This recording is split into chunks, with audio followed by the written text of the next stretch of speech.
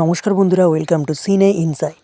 ভোলে বাবা পারকারেগা ধারাবাহিকের আজকের পর্বে দেখবেন ঝিল সাক্ষ্যকে বলে, জানো আমার দিদির সাথে সুমন বলে একজনের বিয়ে হয়েছিল। সুমনদা দিদির উপর অত্যাচার করত, সবসময় নেশায় ডুবে থাকতো। আমরা বস্তির সবাই গিয়ে দিদিকে ওখান থেকে নিয়ে এসেছি। সুমনদা অনেকবার এসেছিল দিদির সাথে কথা বলতে, তাকে ফিরিয়ে নিয়ে যেতে, কিন্তু আমরা দেখা করতে দিইনি। আমরা দিদিকে বলেছি ও যদি চলে যায় তাহলে ওর জন্য এ বাড়ির দরজা চিরকালের জন্য বন্ধ হয়ে যাবে। সাক্ষ্য বলে, কিন্তু ও কি বলতে চাইছে তোমাদের একবার শোনা উচিত, আমিও না হলে থাকবো সেখানে।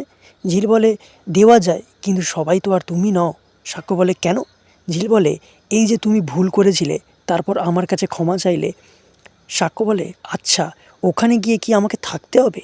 ঝিল বলে, আমি থেকে যাব, তুমি চলে আসবে।